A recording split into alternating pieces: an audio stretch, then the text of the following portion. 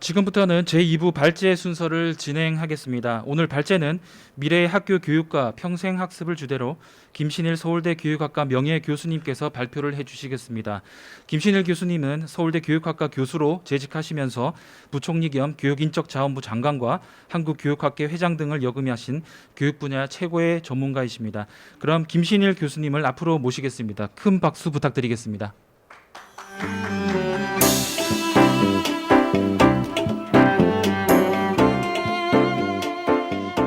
자, 마스크 쓰고 할까요? 마스크 쓰고 하라. 예. 자, 여러분 반갑습니다. 오늘 이렇게 의미 있는 포럼에 발제자로 초대를 받아서 대단히 감사합니다. 주제는 여러분들 다 여기 있듯이 미래의 학교 교육과 평생 학습입니다. 우리 이 국회 미래연구원 김행국 원장님이 가만 보니까 꿈이 큰 분이에요. 욕심도 많으시고, 말하자면 미래에 우리 모든 국민들이 어떻게 하면 각자가 원하는 또 각자의 소질에 따른 그러한 교육을 받고 또 그러한 학습을 할 수 있을까? 어떻게 하면 우리가 그런 그야말로 열린 교육 체제, 그런 학습 사회를 만들어낼 수 있을까? 이런 꿈을 가지고 계신 분입니다. 그래서 그 꿈을 가지고 오늘 이런 주제로 내세워서 함께 서로 생각하고 논의해보자 하는 그런 자리가 되겠습니다. 제가 얼마나 이 모임에 도움이 될는지는 모르겠습니다만 같이 한번 생각을 해보십시다. 자, 우선 현재 우리가 처해 있는 상황은 그야말로 혁명의 시대입니다. 여기저기서 혁명 그럽니다.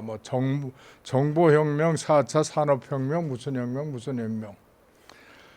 그러니까 혁명이라는 게 거의 일상어가 되다시피 했습니다. 말하자면 오늘날 이 시대가 그런 혁명적인 전환의 시대에 우리가 있다는 그런 얘기겠죠. 그래서 나오는 용어들도 우리가 늘 봅니다. 디지털, 인공지능, 빅데이터, 나노기술, 생명과학, 메타버스, 또 무슨 용어가 어떻게 나올지 모르겠습니다. 여하튼 끊임없이 혁명을 추진하고 또 혁명을 확장시키는 이러한 새로운 기술 또 새로운 개념들이 끊임없이 나오고 있습니다.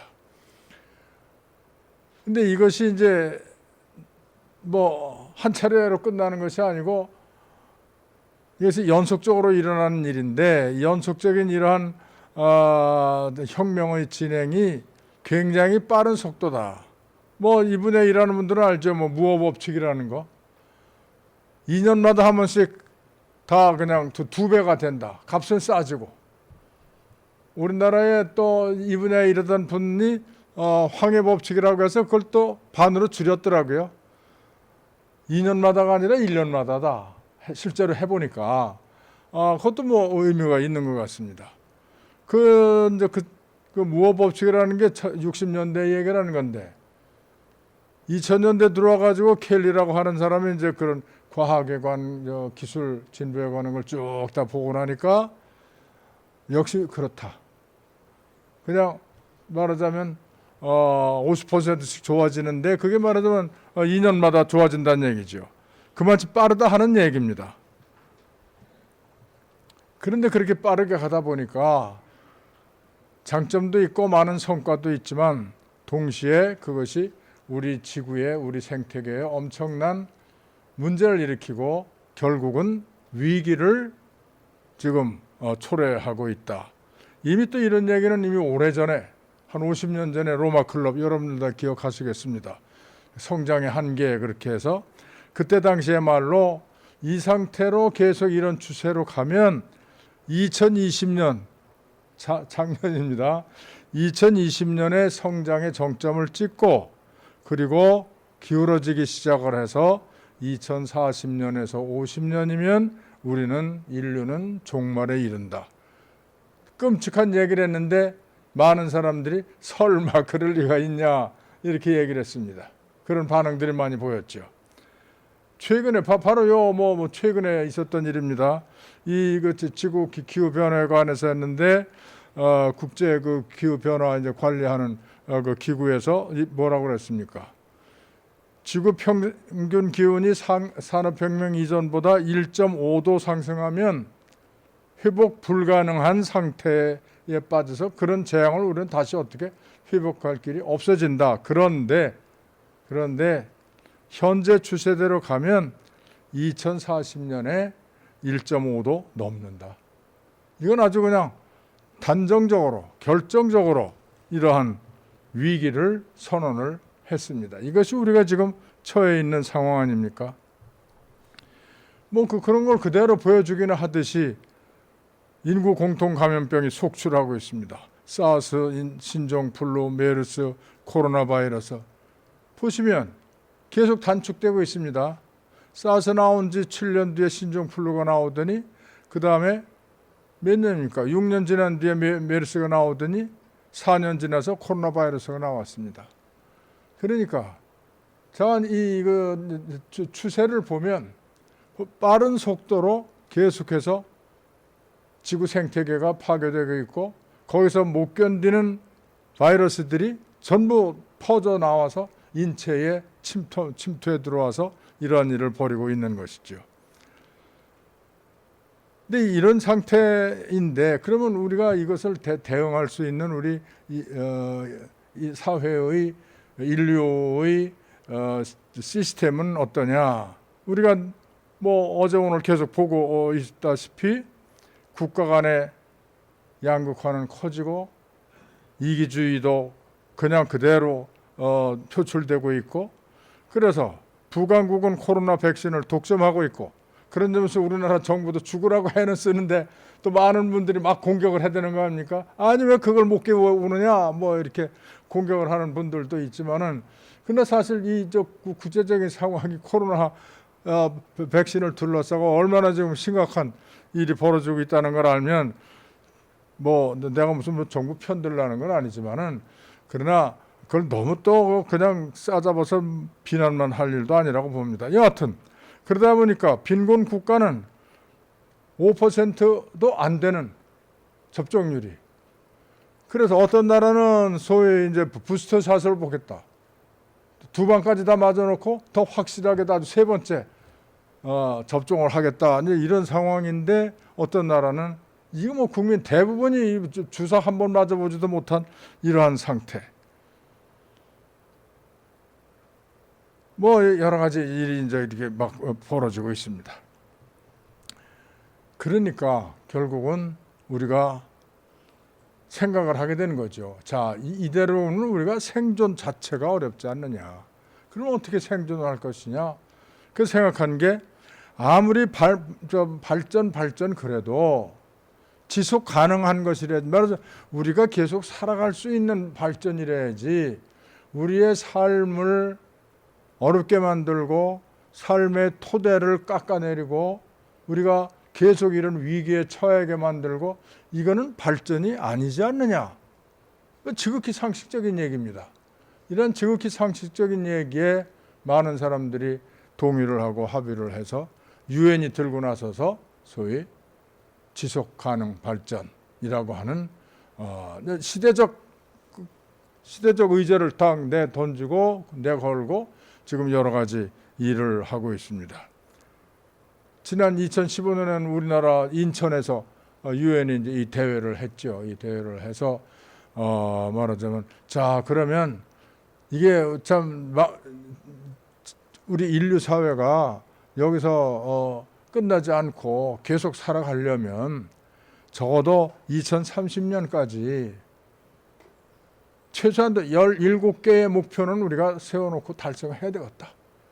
그래서 뭐 아시는 분 다 이미 다 봐서 다 아는 얘기입니다. 더군다나 우리나라에서 이거 발표하고 그래서 그대로 계속해서 유엔에서 관련된 기구 유네스코란다든지 이런 관련된 기구가 그것을 실천하고 그것을 각국이 시행하도록 하기 압박도 하고 권고도 하고 하면서 지금 진행을 하고 있습니다. 거기에서 이제 이 얘기하고 있는 것은 이 지속 가능을 하려면 우리가 인류가 여기서 지구에서 계속 살으려면 자연과의 관계 물론이다. 자연을 이런 식으로 계속해서 익스플로이트하고 그냥 이제 파괴하고 뭐하고 이렇게 하면 결국은 인류가 자연과 함께 생태계와 함께 사라질 수밖에 없는데, 그런 것들이 제대로 되기 위해서는 우리의 직업생활 자체가 달라져야 된다. 우리의 생애 주기도 지금 달라지고 있는데 각 생애 주기의 역할도 우리가 다르게 생각을 해야 된다. 사회 구조도 지금 같은 구조 가지고는 안 된다. 구조 자체도 바꿔야 된다. 말하자면 우리 사회에, 인류 사회에 지난 산업화 이후로 만들어진 구조 자체를, 나가서 문화 자체를 바꾸지 않으면 생존 자체가 어렵다. 그런 중에서 이제 교육기관에서는 모든 사람을 위한 평등하고 포용적인 평생학습을 실현하는 것이 교육에 있어서는 핵심적인 과제다. 뭐 학교를 어떻게 잘하고 뭐 학교 교육 기회를 어떻게 더 늘리고 그게 문제가 아니고, 모든 사람들이 평생에 걸쳐서 누구나 차별받지 않고 평등하게 배울 수 있고, 그리고 서로가 서로를 인정하고 감싸주고 이해하는 이러한 학습을 하는 것이 인류가 이 지구상에서 생존하는 길의 하나이다. 자, 이것이 이제 우리가 지금 처해 있는 상황입니다. 가만, 제 앞에 시간이 하나, 시계가 하나 있으면 좋겠는데 시간이 얼마 가고 있는지. 제가 언제까지, 몇 시까지 얘기하죠? 그래요? 예. 자, 이제 이런 문제입니다. 이런 문제인데 오늘 우리의 주제는 이제 이걸 교육에 이제 집중해서 과연 우리의 미래의 교육은 과연 어떻게 해야 이런 연속적인 참 그야말로 문명의 전환이 전개되고 있고 그런 위기는 속에 빠져 있고 그러면서 생존 자체가 지금 과제가 되어 있는 이 상황에 우리의 교육은 어떻게 해야 될까?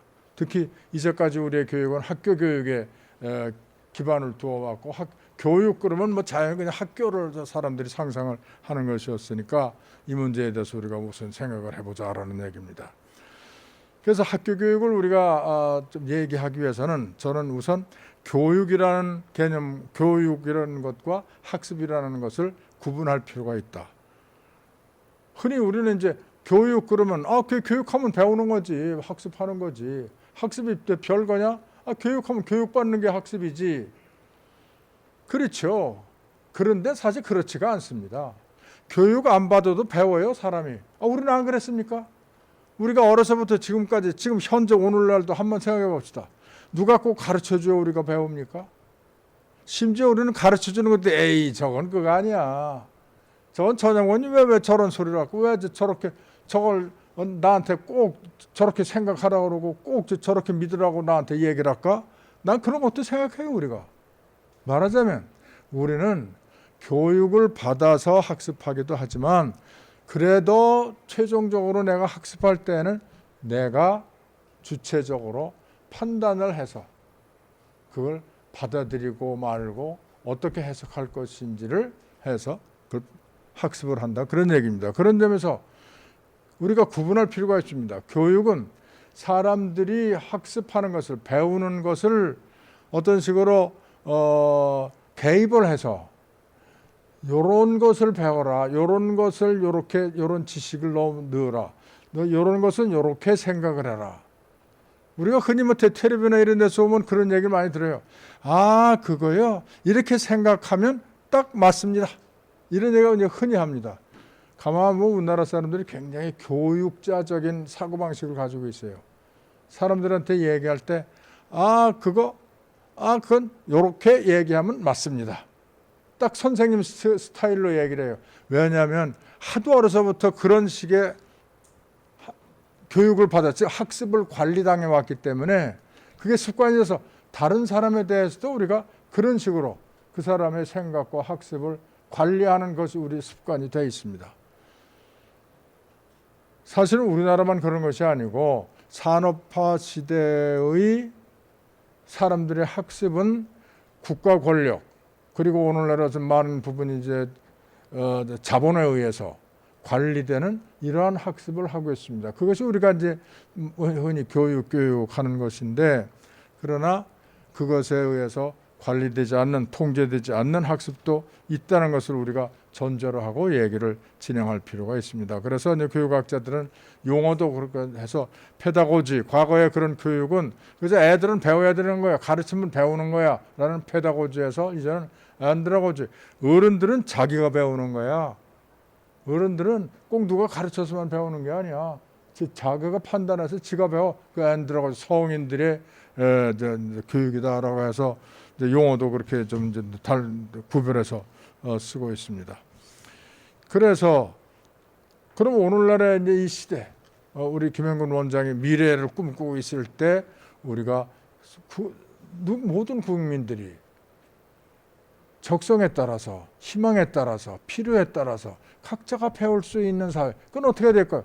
그렇게 하려면 각자가 배울 수 있게 해줘야죠.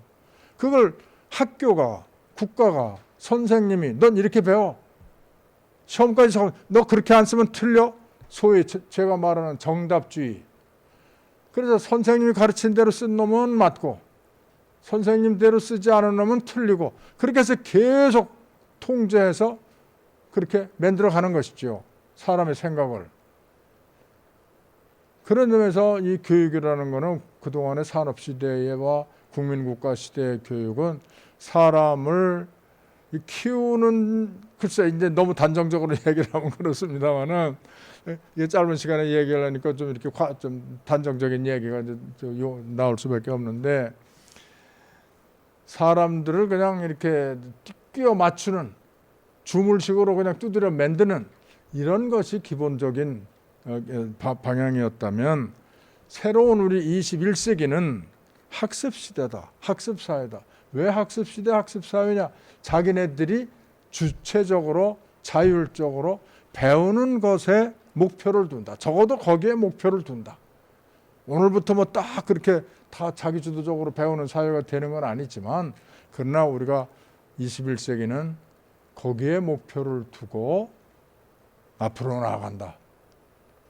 교육 제도도, 교육 정책도, 교육 문화도 거기에 목표를 두고 간다. 우리가 합의한다면. 뭐 합의하지 않고 옛날식으로 가르쳐주는 대로 배웁시다, 애들한테 맡기면 안 돼요. 어른도 그냥 지가 알아서 배우라 그러면 안 돼요. 누군가가 딱 통제하고 관리해서 그냥 요건 요렇게 해, 저건 저렇게 해, 정답을 딱 만들어 집어넣어줘야 돼요. 그래야 교육이라는 게 되고 국민이 됩니다 라고 합의한다면 그렇게 가는 거죠. 근데 그렇게 생각하는 사람이 많으면 제가 염려하는, 언젠가 혁명이 일어난다, 그렇게 가면.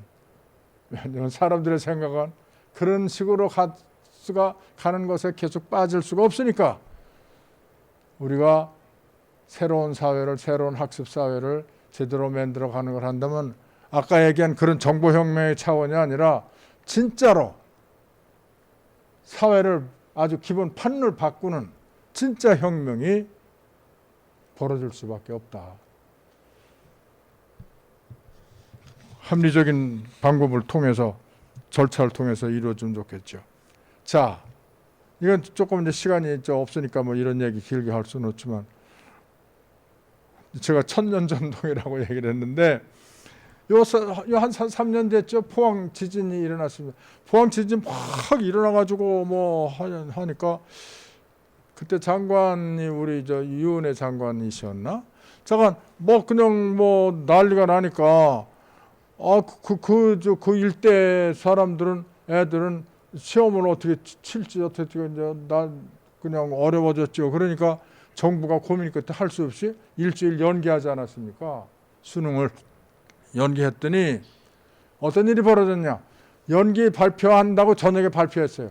그 길에 시험 볼 애들이 전부 지네 집 그 쓰레기통, 아파트 쓰레기통에 뒤져가지고 걷다 내다 버린 시험 준비 기출제집, 무슨 뭐 예상 출제, 수능 출제집, 무슨 노트 한 거 전부 주워 왔어. 왜?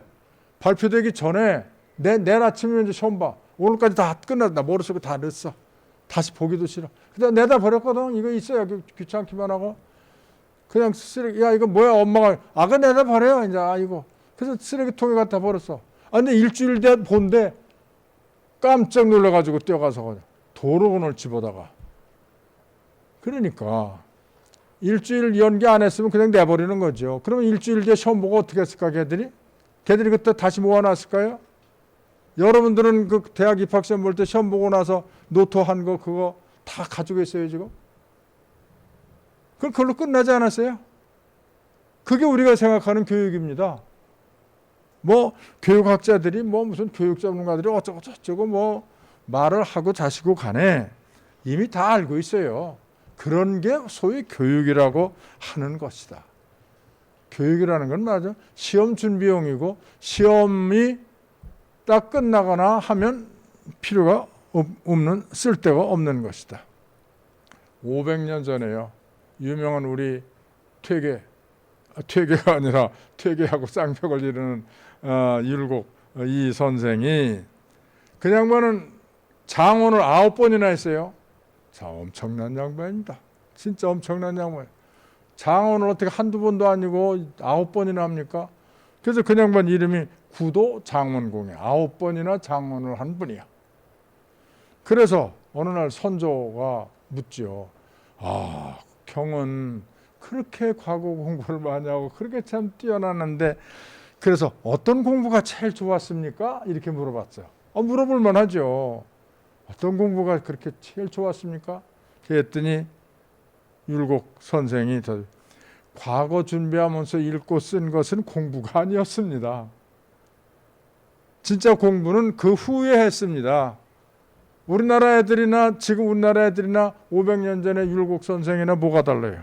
똑같습니다. 이런 일이 벌어진 것은 이미 1000년 전에 우리가 과거 제도를 받아들여서 했을 때 뭐 그때도 이제 공립학교라 요새 말로 얘기하면 공립학교가 있으니까 거기서 했는데 뭐 전쟁도 해야 되지 뭐 이래가지고 그게 이제 학교 재정도 어렵고 하니까 그러면서 이제 과건하고 그러니까 사립 이제 그런 시설들이 이제 만들어졌죠. 그게 이제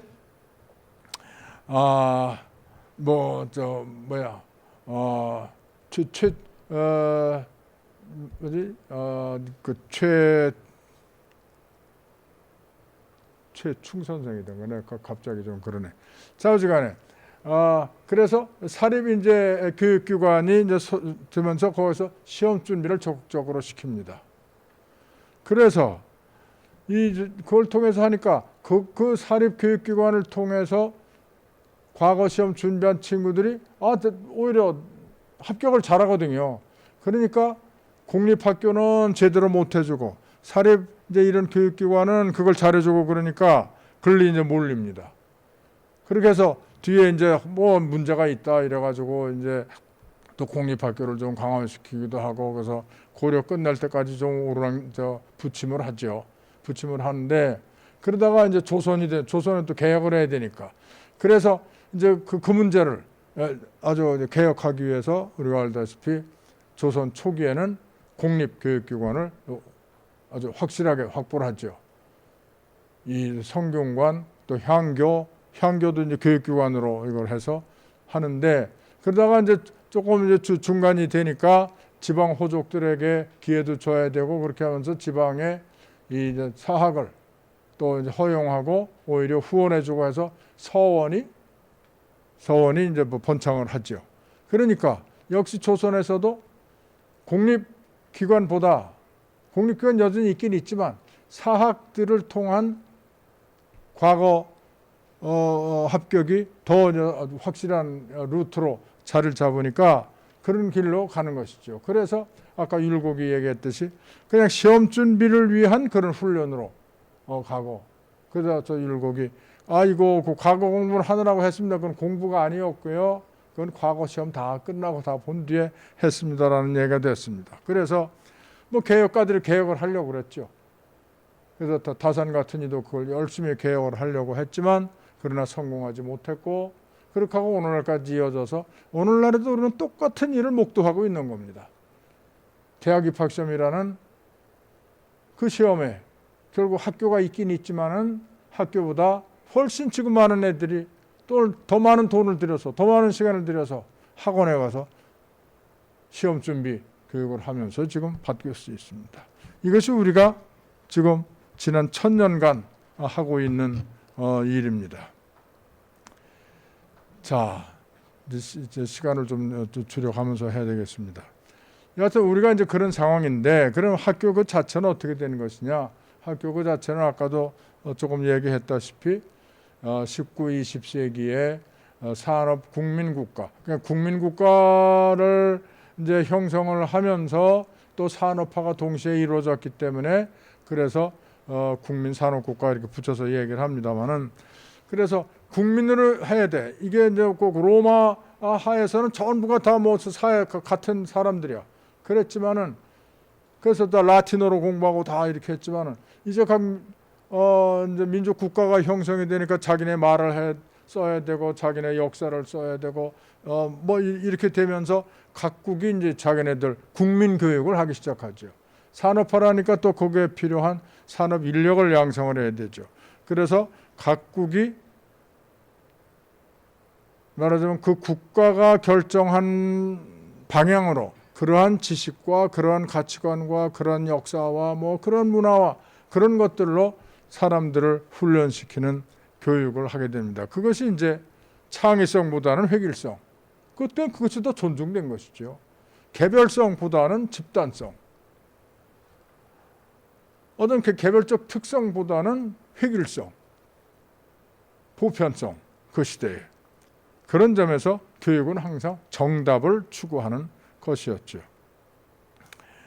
그러다 보니까 이제 그런 교육을 하니까 사회와 이게 섞이면 안 돼.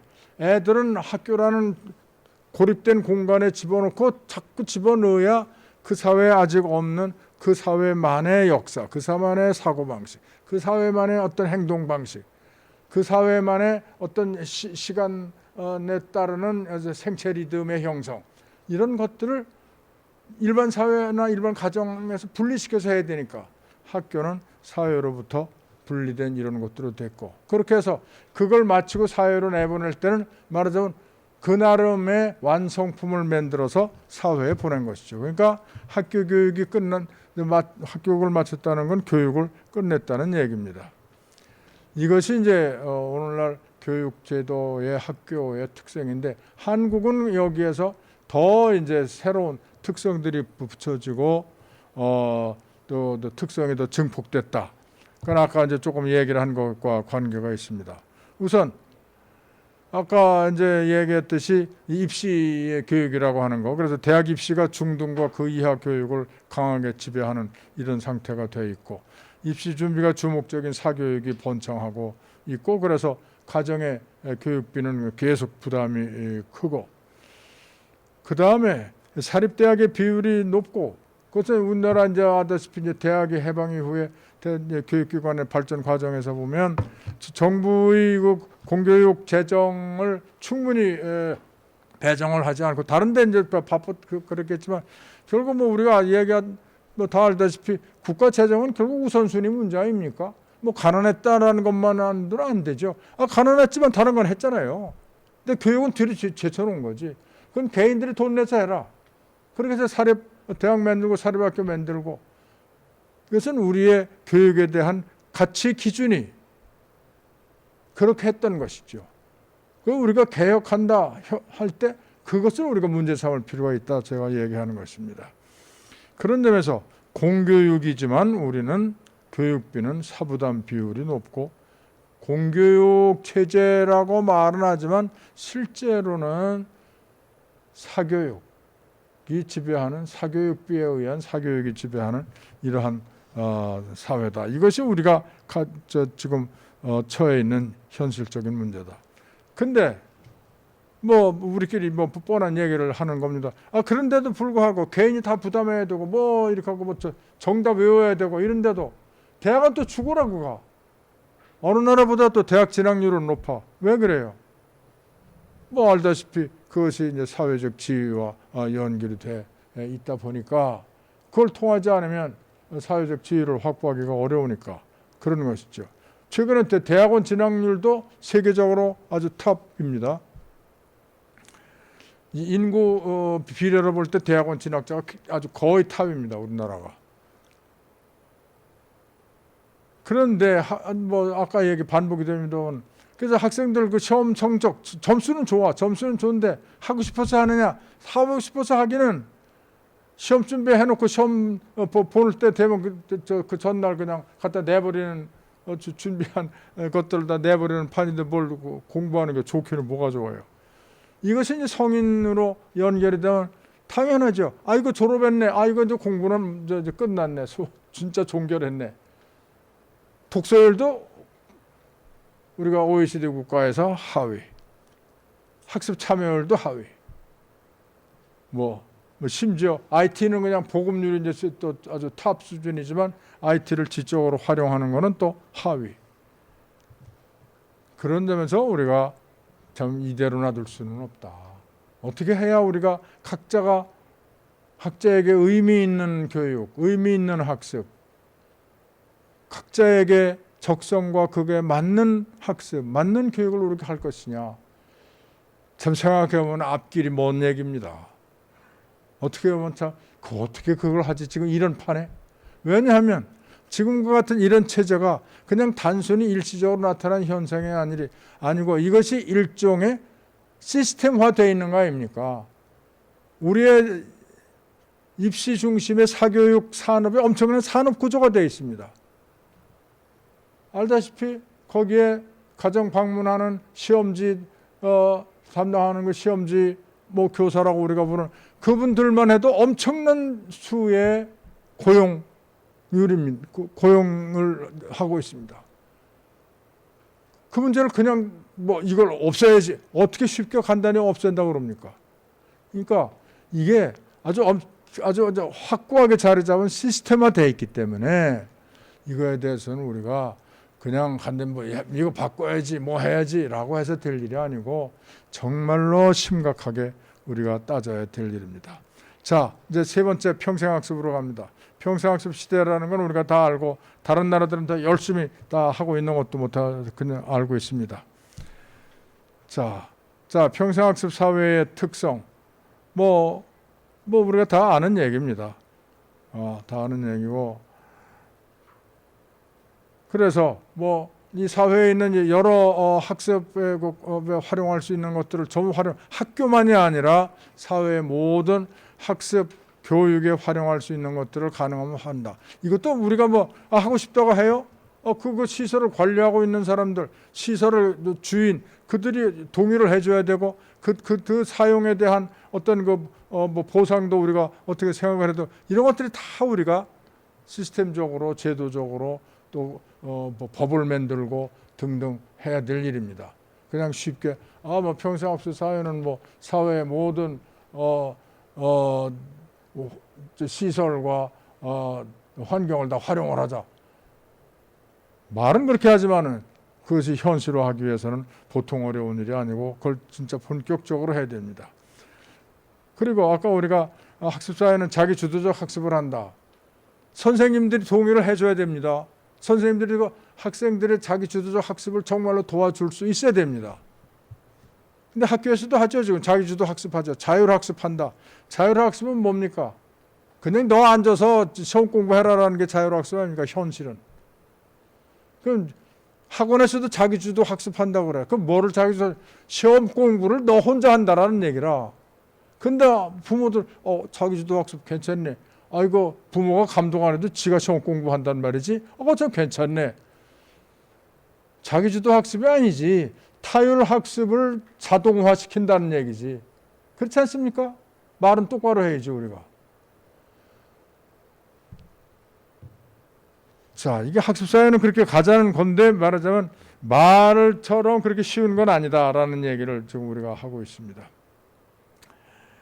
유아교육도 다 마찬가지. 유아서부터 해야 되는 것이죠. 당연히 학습의 그 흥미, 학습의 어떤 학습 방법, 뭐 이런 것들은 학습에 대한 어떤 태도 이런 것들은 어려서부터 형성이 돼야 되는 것이기 때문에 그것을 해야 되고 더군다나 이건 또 다른 차원의 얘기입니다만은 소위 이런 그 IT 사회에서 학교를 통하지 않고도 얼마든지 이 지식을 습득할 수 있는 길이 그냥 널려 있기 때문에 꼭 학교를 통해서만 지식을 습득할 것이 아니고 오히려 그런 단편적인 지식은 우리가 뭐 컴퓨터 우리가 휴대폰 꺼내가지고 다 보고 뭐 있으니까 오히려 이제 그런 것들은 그쪽에서 더 많이 할 수 있다고 하면 학교는 그거에 바빠서 못하던 감성, 사회성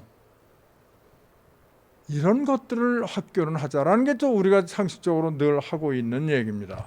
그러면 이것도 그렇게 하기 위해서는 어떻게 하면 될까요? 교육과정을 그렇게 짜면 될까요? 우리가 많은 경험을 했습니다. 과거에 교육개혁위원회 하고 나서 교육과정에서 좀 자유롭게 학교가 할 수 있는 걸 하자고 그랬더니 그 다음에 한 1년 지나서 보니까 그 자유롭게 할 수 있는 것만치 입시 교육을 더 강화했더라고요. 거참 한심한 일인데 그런 점에서 그러면 이렇게 감성, 사회성, 또 창의성, 학생들의 각자 개인의 어떤 개성 이런 것들을 이렇게 기르고 배우도록 도와주고 이런 걸 하려면 선생님도 뭔가 다른 방식으로 해야 되려니와 학교의 시설이 오늘날처럼 이렇게 아주 규격화된 아주 똑같은 규격화된 이런 거 가지고는 안 되죠.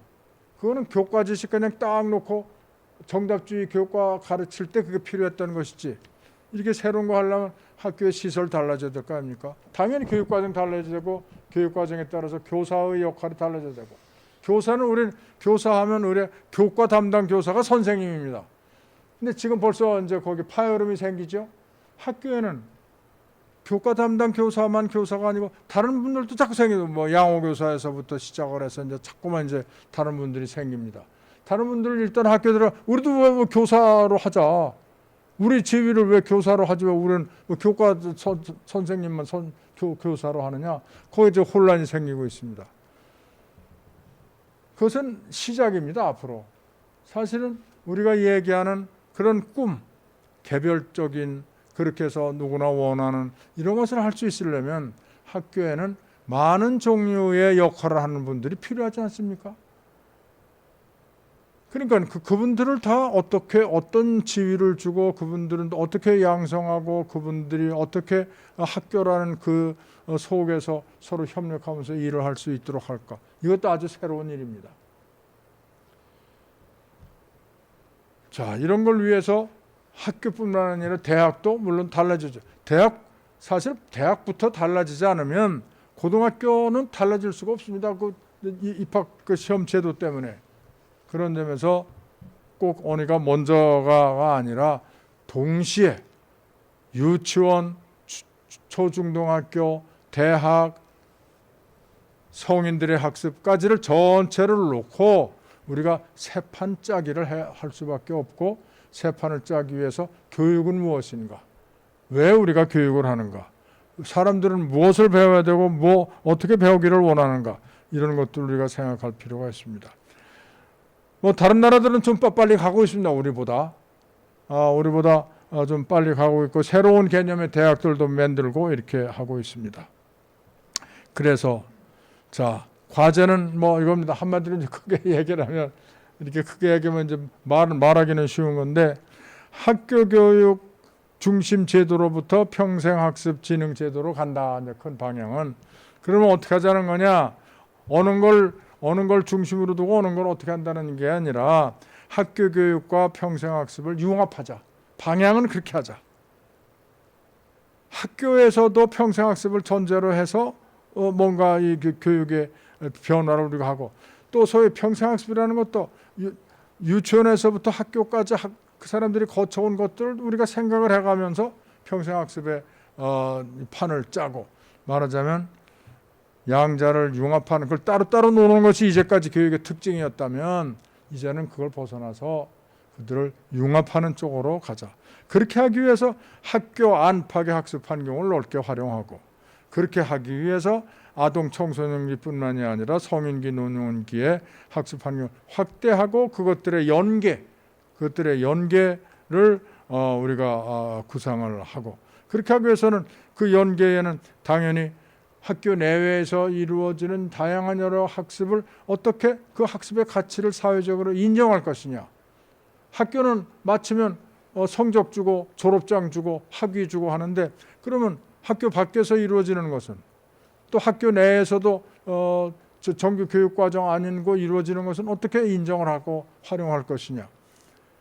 이런 것들이 오늘날 이제 또 우리보다 앞서가는 사회에서는 많이 발달이 돼 있습니다. 우리 강대중 원장이 그 분야에 상당히 많이 논문도 쓰고 역할도 많이 했습니다만은, 이제 이런 것들이 우리가 해야 될 것이고, 그래서 저한 뭐 법도 바꾸고 이런 걸 우리가 할 필요가 있습니다.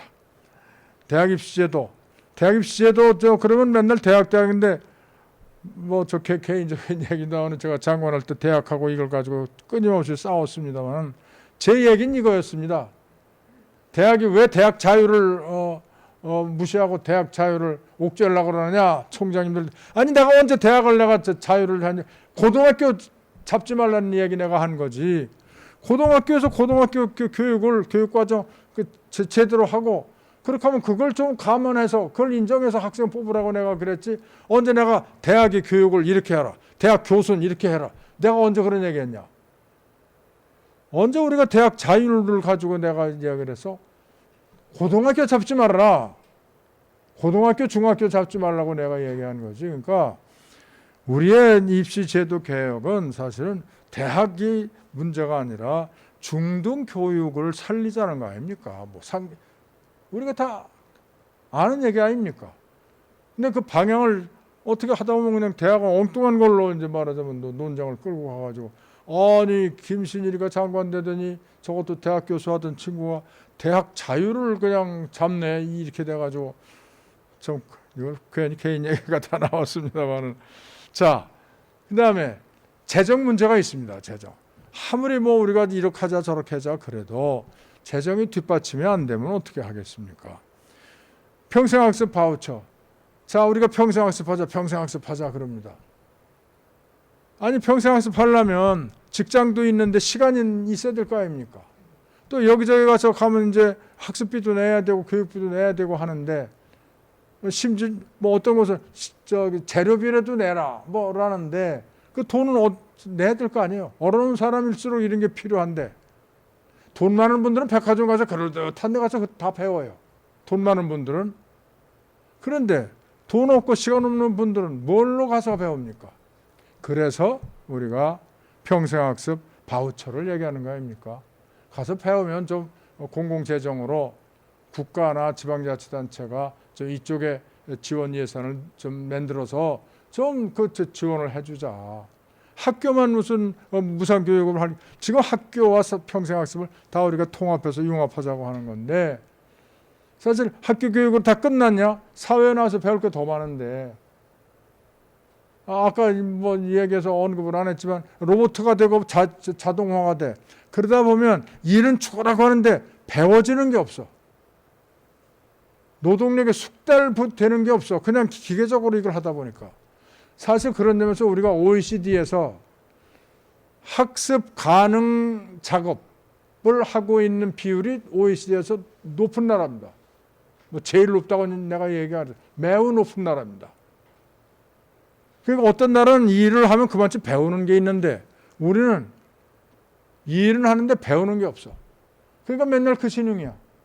아마 그러니까 이제 그 고용주 입장, 야, 너 뭐 어쨌다고 뭐 돈을 더 달라고 그래? 너 하는 거 맨날 그건데. 그러겠죠. 고용주 입장에서는 돈 더 주기가 아깝겠지. 이것이 우리 사회의 이 노동자의 문제고, 이렇습니다. 그러니까 이런 성인들이 학습할 수 있는 기회, 그 직장에 있는 사람이건 직장 밖에 있는 사람이건 간에 배우는 것을 배울 수 있는 걸로 계속 도와주지 않으면 어쩔 수 없이 우리 사회는 다른 나라에서 하는 거. 로봇은 우리가 많이 써. 로봇 누가 만들어요? 다 독일제 어디제 아닙니까? 로봇 만드는 친구들은 큰 돈을 벌고, 그 친구들은 계속 연구해. 로봇 만드는 친구들은 일을 하면 할수록 더 실력이 늘어. 우리는 갖다 이거만 쓰니까. 쓰는 동안에 우리는 실력 느는 게 없어. 돈 다 주고. 물론 기업주는 돈 생기는 게 있겠지. 임금 나가는 것보다 그냥 좀 로봇이나 이거 이용해서 좀 싸게 생산품을 만들 수 있으니까. 우리가 이런 구조 계획을 하기 위해서는 말하자면 평생학습 바우처. 최근에 한국 자볼드를 가봤어요. 갔더니 거기도 막 체험 학습을 많이 하더라고. 주로 학생들 데려다가 하는데 그걸 자기네들이 돈을 내더라고요. 학교 가면 학교는 다 무상인데 직업 세계를 체험하기 위해서 가면 그거는 돈을 내고 가더라고. 물론 그래서 고용노동부가 그래도 그걸 하기 위해서 예산을 좀 늘리려고 애를 쓰긴 쓰는 모양인데 그게 안 되니까 한국 자볼드 운영비를 기본적으로 거기 와서 그런 거 이용하는 사람들의 이용료를 가지고 운영을 하고 있어요. 이거는 진짜 기본적인 이 방향이 아니잖아요. 그야말로 그거는 돈이 없으면 좀 그걸 이거 돈이 없어 어쩔 수 없이 프로그램을 줄일 수밖에 없네 이렇게 하면 몰라도 돈이 없으니까 너 돈 내고 댕겨라 너희들이 와서 그거는 좀 진짜 아니 옳지다 하더라고요. 가 보고 나서 내가 참 이건 좀 원장이 더 싸워 내가 막 그랬어요. 그 책임 맡은 양만 보고 이사장 보고 좀 더 좀 싸우라고 나도 가능하면 어디 여기 가서 내가 우리 평생교육 국가평생교육진흥원 바우처 또 그런데 이제 그런 거 운영비 좀 내가 여기저기 내가 좀 막 소리 지르겠다 내가 그런 얘기를 했습니다만은 자 이런 거 저런 거를 다 우리가 하려면 우리 이렇게 미래연구원에서 일을 하니까 벌써 우리가 이제 논의를 이렇게 이제 크게 해주니까 참 좋습니다. 해서 혹시 여기에 이제 보도 부문에서 나오신 분들이 있는지 몰라도 좀 많이 이제 이런 문제를 좀 사회적인 문제로 좀 이렇게 제기도 해주시고 그래서 사회적인 논의를 하게 좀 말하자면 교육은 기본 판부터 바꿔야 된다. 우리 새로운 시대에 가기 위해서는 하고 그래서 마지막으로 제가 하고 싶은 거는 우리 김진경 선생님 여기 위원장님 계시지만은 그동안에 참 국가교육회의에서 했어가지고 국가교육위원회에서 교육위원회 법도 이제 통과가 됐습니다. 사실은 제가 이제 그 위원회를 만들기 위한 법안을 만들라는 부탁을 받아서 몇 분 저기 교수님 전문가들하고 같이 만들었는데 그때 제가 제안을 한 거는 헌법기구로 제가 제안을 했습니다. 왜냐하면 이게 우리 교육이 하도 이게 정권이 바뀌면 자꾸 바뀌어요. 그동안에 보면 한 정부가 열심히 이렇게 했어. 또 그다음에 여러 가지 이유가 있더라고요. 정권이 바뀌면 바꾸는 이유가 이름이라도 바꿔. 이름이라도 하는데 그래서 이게 정권으로부터 이게 자유롭지 않으면 이게 교육계획이 진짜 어렵구나. 그래서 등등 이렇게 해서 이제 헌법 기구로 제안을 했는데 저건 여러분들 알다시피 얼마 전에 이제 통과가 된 것은 법률기구로 국가교육위원회를 위한 이제 단독 법을 만들어서 법률기구로 만드는 걸로 했는데 저는 조금 섭섭합니다. 사실은 좀 더 헌법기구로 만들었으면 좋을 걸 하지만 그러나 이왕 그렇게 이제 만들어졌으니까 그래서 시행령을 지금 이제 만들어야 된다니까 나는 시행령이라도 좀 강하게 해서 독립성을 더 좀 확보하고 또 기능을 좀 더 강화시키는 이런 기구를 만들. 그래야 지금 우리가 여러 가지 얘기를 했습니다. 이게 판 바꿔야 된다는 얘기를 내가 여러 차례 했는데 뿐만 아니라 이것은 우리가 교육에 집중해서 했지만 그런 걸 바꾸기 위해서는 사회 다른 부문, 경제 부문 이런 거하고 다 연결이 되어 있는 거 아닙니까? 기업하고 다 연결이 되어 있습니다. 그러니까 그런 것들과 다 함께 논의하고 그것도 협력을 할 수 있기 위해서는 그거를 추동하고 이끌어갈 수 있는 그러한 기구가 필요하다. 그래서 저는 되도록이면 이 국가교육위원회가 좀 제대로 빠른 시일 내에 출범을 해서 우리가 이렇게 얘기하는 이런 여러 가지 우리 소망이 우리의 꿈이 좀 실현될 수 있는 그런 날이 빨리 오기를 바라겠습니다. 지금 얘기가 길어졌습니다. 여러분 감사합니다. 예. 네.